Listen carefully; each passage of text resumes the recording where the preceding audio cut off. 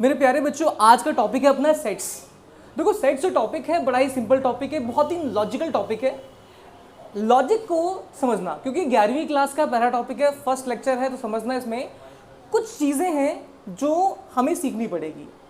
10वीं क्लास और 11वीं क्लास में डिफरेंस होता है। 10th क्लास में जो मैथ होती है वो बेसिक मैथ्स होती है, जो कि नॉर्मल डे लाइफ के ऊपर बेस्ड होती है। लेकिन 11वीं क्लास में मैथ होती है अप्लाइड मैथ्स। यहाँ पर थोड़ा सा मैथ में चेंज आता है। 11वीं क्लास की मैथ्स जो होती है, जो मेरे अकॉर्डिंग, जो मुझे जैसा फील हुआ, थोड़ा सा लॉजिकल है।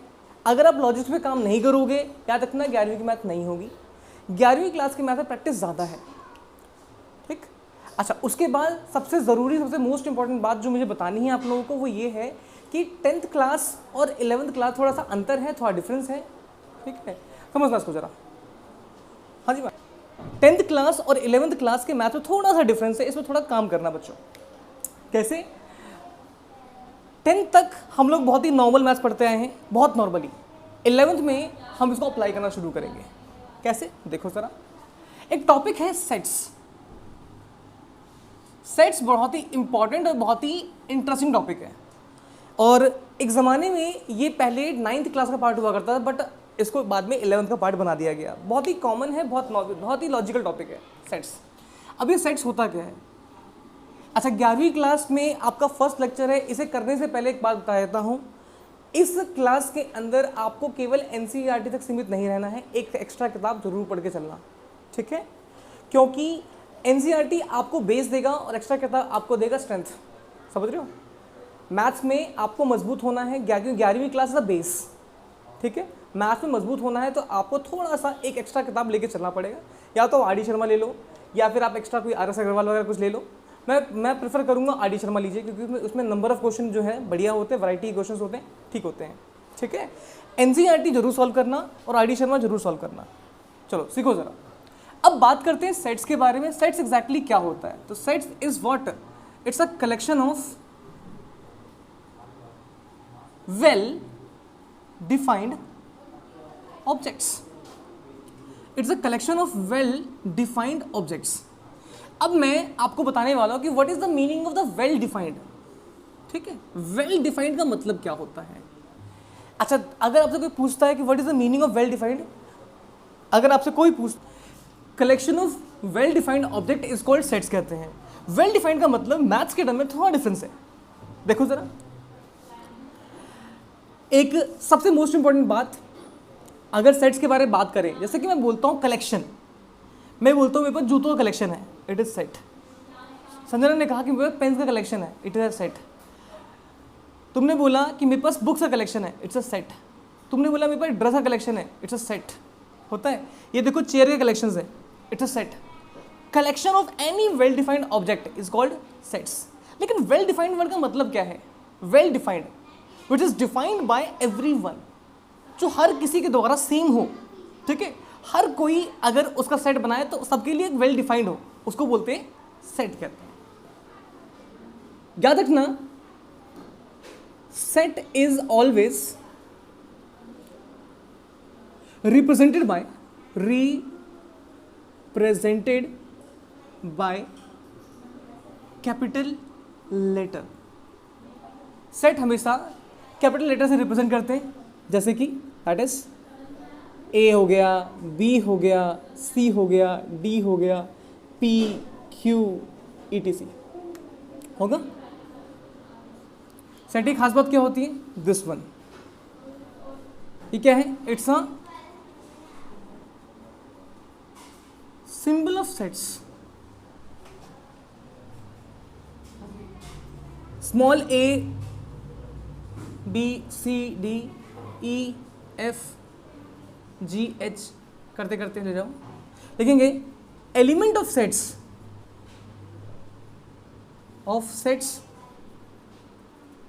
Is always represented by small letters.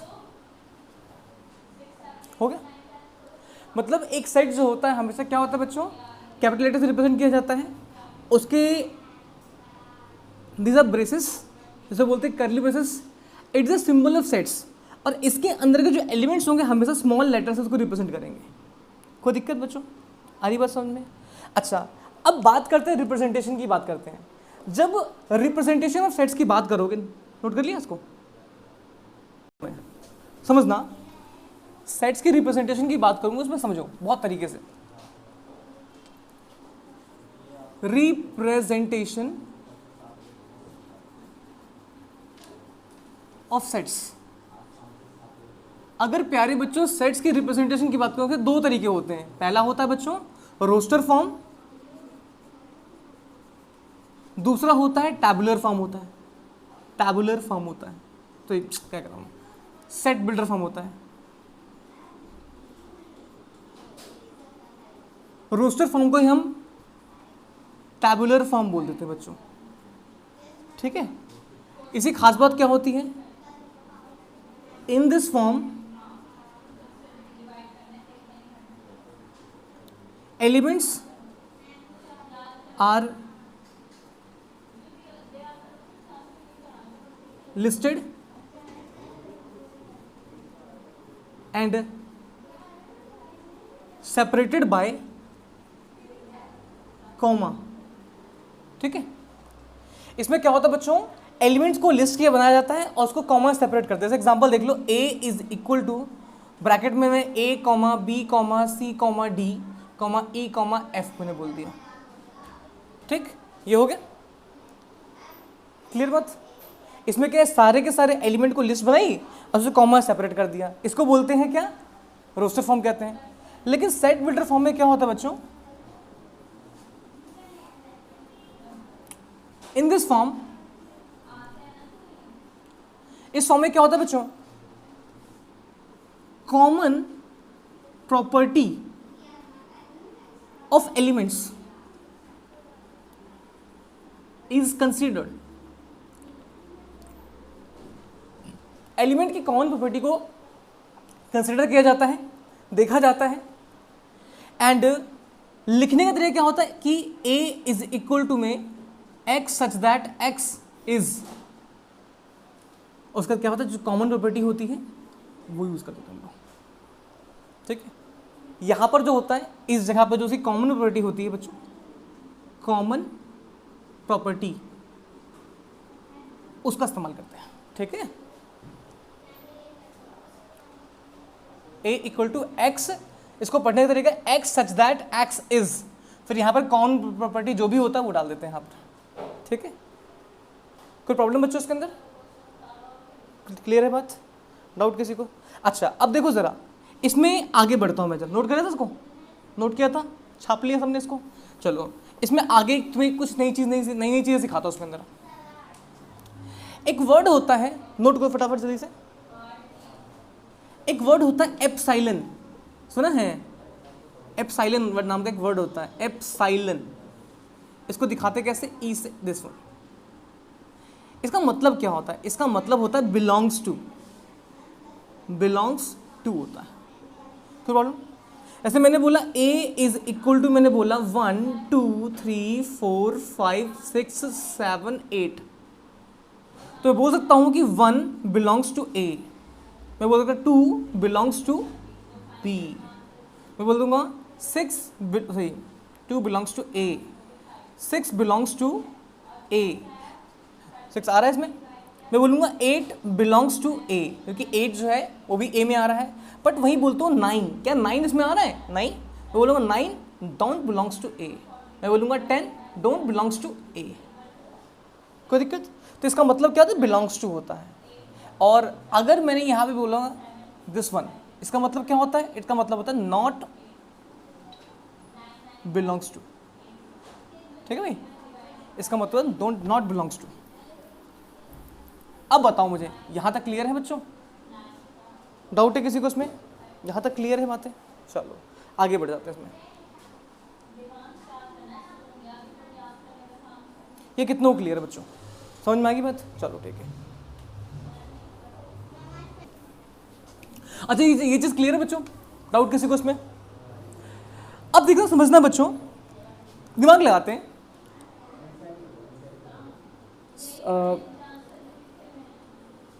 Which of the following are sets and which are not, कौन से सेट्स हैं और कौन से सेट नहीं हैं, बताओ जरा। मैंने बोल दिया पहला, फर्स्ट मैंने बोला collection of books in my institute, in my institute, collection of book in my institute, बताओ जरा, या collection of book in Govind classes, बताओ जरा, क्या ये सेट है? झूठे कहेंगे। जब भी कभी ऐसा कुछ होता है ना बेटे, तो क्या करा करो, चेक करा करो, हमें बुक की लिस्ट बनानी है। अब बुक की लिस्ट चाहे तुम बनाओ चाहे तुम बनाओ चाहे तुम बनाओ, क्या लिस्ट कॉमन बनेगी? यस। ऐसा तो है नहीं कि बस बुक बहुत सारी है, लिमिटेड ही है ना, 1000 2000 बहुत तो 1500 किताब होंगी यहाँ पर, इसके बाद तो कुछ नहीं होगी। लिस्ट तो बनेगी, कॉमन ही बनेगी ना भाई, कुछ किताब ऊपर है, कुछ बाहर है, कुछ इधर है, कुछ किचन के अंदर पड़ा हुआ है, लेकिन कितना भी हो लिमिटेड ही होगा ना, ऐसा तो नहीं कि अनलिमिटेड किताबें हैं। अब लिस्ट चाहे तुम बनाओ चाहे तुम बनाओ चाहे तुम बनाओ, क्या लिस्ट कॉमन बनेगी? बिल्कुल बनेगी। तो क्या होगा? Yes it's a yes it is a set, ये सेट है, यस एक सेट है। सेकंड बोला मैंने कलेक्शन ऑफ सर्ट्स, ठीक है, ठीक है, इन योर कपबोर्ड, आपके कपबोर्ड में शर्ट की कलेक्शन देखनी है, चाहे तुम बनाओ चाहे तुम बनाओ चाहे तुम बनाओ, लिस्ट कॉमन बनेगी? Yes it is a set. लेकिन अगर बोलता हूं मैं collection of cute pets in the world, संसार में सबसे बहुत ही क्यूट से जो पेट होते हैं उनका कलेक्शन बना दो, क्या ये सेट है? नहीं। तुम्हारी नज़र में क्यूट कुछ और होगा, तुम्हारी नज़र में क्यूट कुछ और होगा, तुम्हारी नज़र में कुछ और होगा। अब ऐसा कि मान के चलो कि तुम्हारी नज़र में तुम सांप को भी क्यूट बोल दोगी, है ना। अब मैं कुत्ते उठता, मैं कुत्ते को क्यूट नहीं बोलूँगा, कॉमन सी बात है। तो कॉमन सी बात है कि हम लिस्ट बनाएंगे, क्या हमारी लिस्ट कॉमन बनेगी? नहीं, हमारी लिस्ट कॉमन बिल्कुल नहीं होगी। तो क्या होगा? No it is not a set, it is not a set. इसी को बोलते हैं वेल डिफाइंड। वेल डिफाइंड का मतलब होता है बच्चों जो सबके लिए कॉमन होता है, सो सबके लिए डिफाइंड होता है, चाहे मैं बनाऊँ चाहे तुम बनाओ चाहे तुम, सारे के सारे जो लिस्ट बनाएंगे वो कॉमन बनेंगे। फोर्थ, कलेक्शन ऑफ गर्ल्स, ठीक है, इन योर क्लास, क्या ये सेट है बेटे? सोचना इसके बारे में, क्या ये सेट है? यस, क्योंकि चाहे लिस्ट कोई बनाए, ये क्या होगा? मैं बोलूँ collection of most talented batsman of India, ठीक है, क्या ये सेट है? सेट है? नहीं ना। क्यों? तुम्हारी नज़रों में टैलेंटेड बैट्समैन कुछ और होंगे, मेरी नज़रों में टैलेंटेड बैट्समैन मैं भी आता हूँ, है ना। देखिए सेट बता रहा हूँ, लेकिन हो सकता है कि तुम्हारी नज़रों में तुम्हारी लिस्ट में मैं शामिल नहीं हो सकता। तो क्या हमारी लिस्ट कॉमन होगी? नहीं, मतलब ही नहीं है। तो no it's not a set, it is not a set. कितनों को समझ में आई बात? ये समझ में आ रहा है? अब अपना मैं जैसे कि क्वेश्चन देख दिया, collection of month having 30 days in a month, एक महीने में 30 दिन होती है, बताओ क्या ये सेट है? सेट होगा? यस, क्योंकि चाहे तुम लिस्ट बनाओ चाहे तुम बनाओ चाहे तुम बनाओ, सबके अंदर ही कॉमन होगा। Yes it is a set,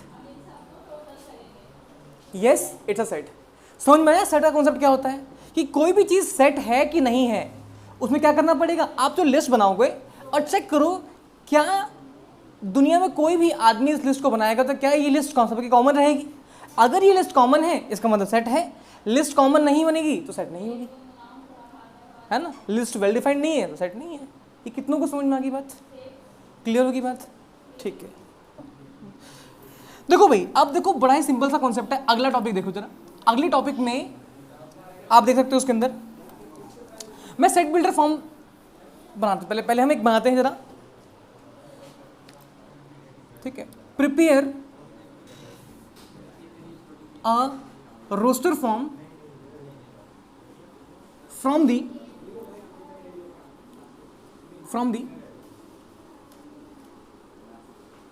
set builder form, ठीक है। पहले हम रोस्टर फॉर्म की प्रैक्टिस कर रहे थे, ठीक है। जैसे मान लो एक सेट है A, X such that X is an integer, एक इंटीजर है,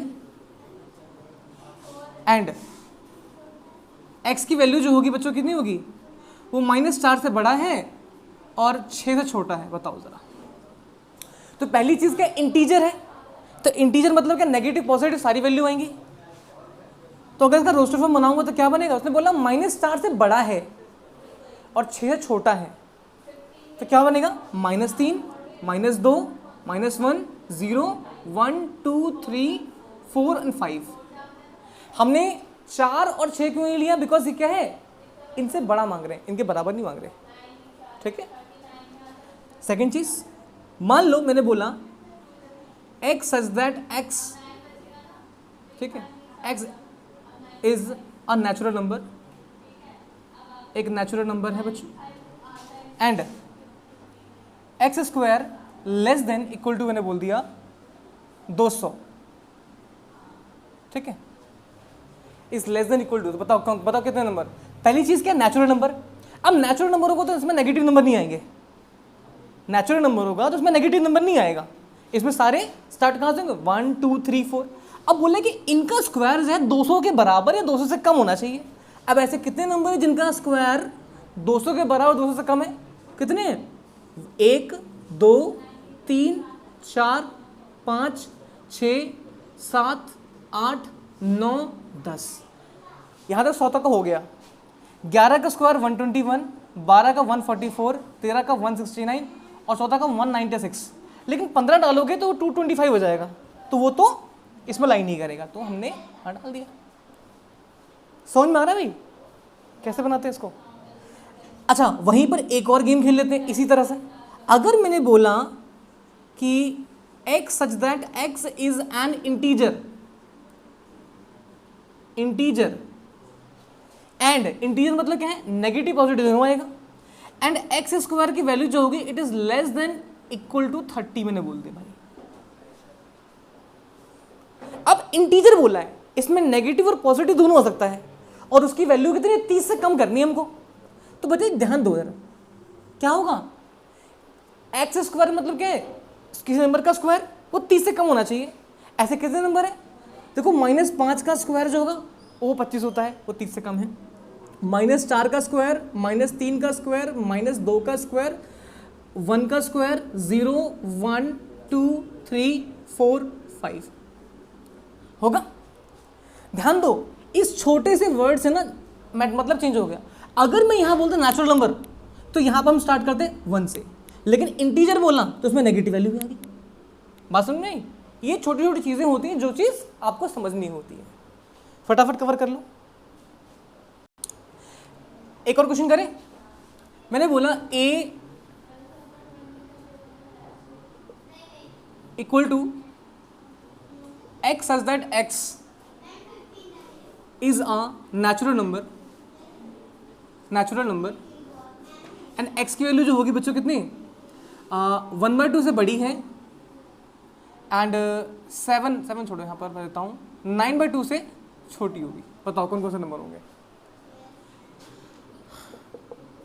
1/2 मतलब 0.5। अब उससे बड़ा नंबर क्या होगा बच्चों, 1, 2, 3, 4। इससे ज़्यादा नहीं होगा क्योंकि 9.9/2 मतलब 4.5। अगर 5 डालूंगा तो बड़ा हो जाएगा उससे। कर लेंगे इस तरह से क्वेश्चंस, मुश्किल कुछ, चलो ऐसे क्वेश्चंस ही आएंगे, बहुत मुश्किल नहीं है। अच्छा, मैंने बोला a इज इक्वल टू में x such that x is word मैंने बोल दिया एक वर्ड देता हूँ बच्चों, मैंने इसेंशियल।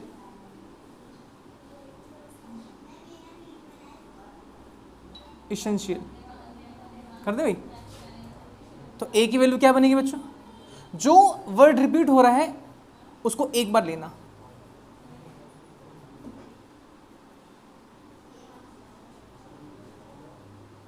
ए और एल हो जाएगा, ठीक है। मैंने मतलब बी बोल दिया मैंने, क्या बोला? X such that X is a word. नाम क्या है इसका बच्चों? एक वर्ड है, वर्ड का नाम ले लेते हैं बच्चों हम लोग, बड़ा इंटेलिजेंट ले लेते हैं।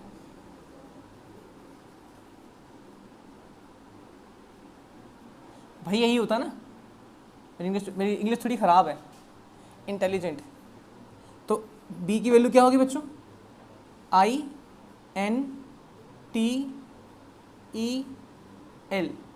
फिर एल एक बार आ चुका है, आई भी एक बार आ चुका है, फिर जी ई और आ चुका है, एन भी आ चुका है और टी भी आ चुका है। तो इतने ही,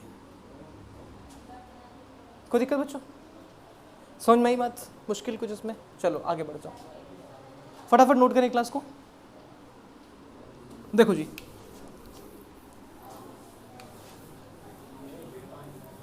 रोस्टर फॉर्म से आपको सेट बिल्डर फॉर्म बना, सही हाँ, सेट बिल्डर फॉर्म बनाना। जैसे कि मान लो मैंने बोल दिया prepare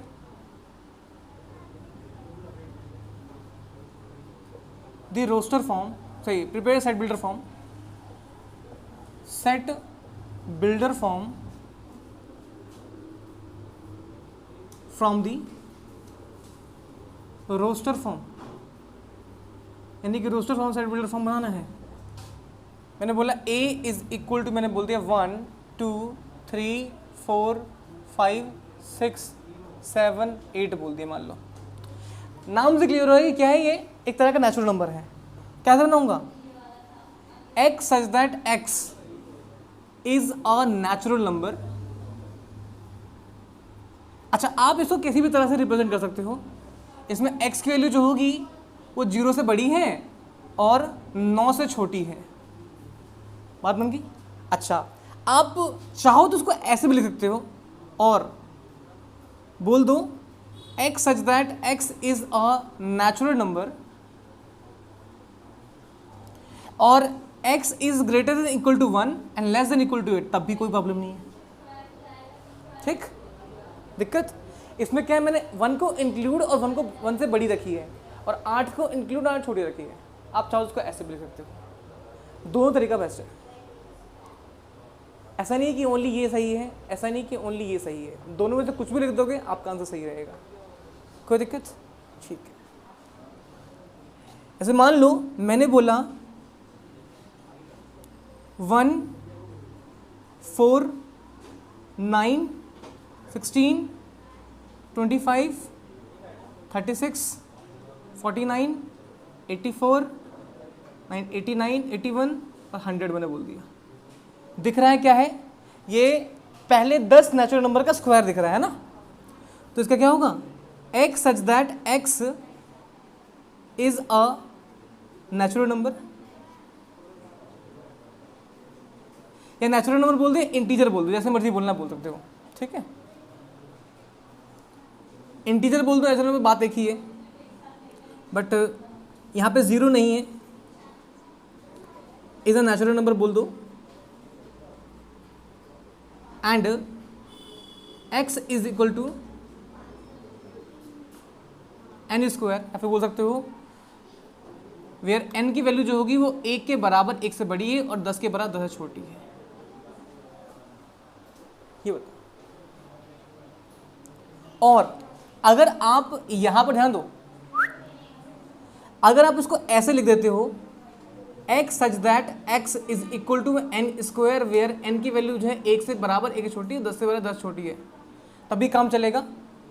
and n belongs to z बोल दोगे तभी काम चल जाएगा इसमें।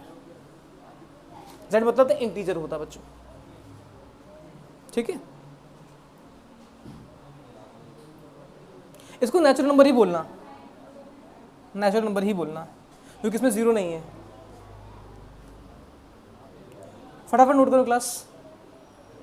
हाँ तो प्यारे बच्चों, अभी के लिए अब अपनी एनसीईआरटी खोलना, एनसीईआरटी का 1.1 खोलना। अपना 1.1 खोलोगे, सारे क्वेश्चन तुम्हें आते होंगे, सारे क्वेश्चन का आपको लॉजिक पता होगा। अगली वाली क्लास के अंदर आपको मैं इसके थोड़ा सा आगे बढ़ाऊंगा। आगे कैसा, नल सेट क्या होता है, वाइड सेट क्या होता है, डेफिनेट सेट क्या होता है, इंडेफिनेट सेट क्या होता है। उसके बाद इक्वल सेट्स बताऊंगा अगली क्लास में। इक्वल सेट्स के अलावा सेट्स के बहुत सारे टाइप्स होते हैं, वो सब सीखेंगे। फिर इंटरवल सीखेंगे और इंटरवल के बाद फिर वेन डायग्राम वगैरह सीखेंगे। ठीक है, तो अगर आपको मेरी वीडियो से अगर वैल्यू मिलती है तो प्लीज़ उसको लाइक करो, शेयर करो, सब्सक्राइब करो। Okay, bye.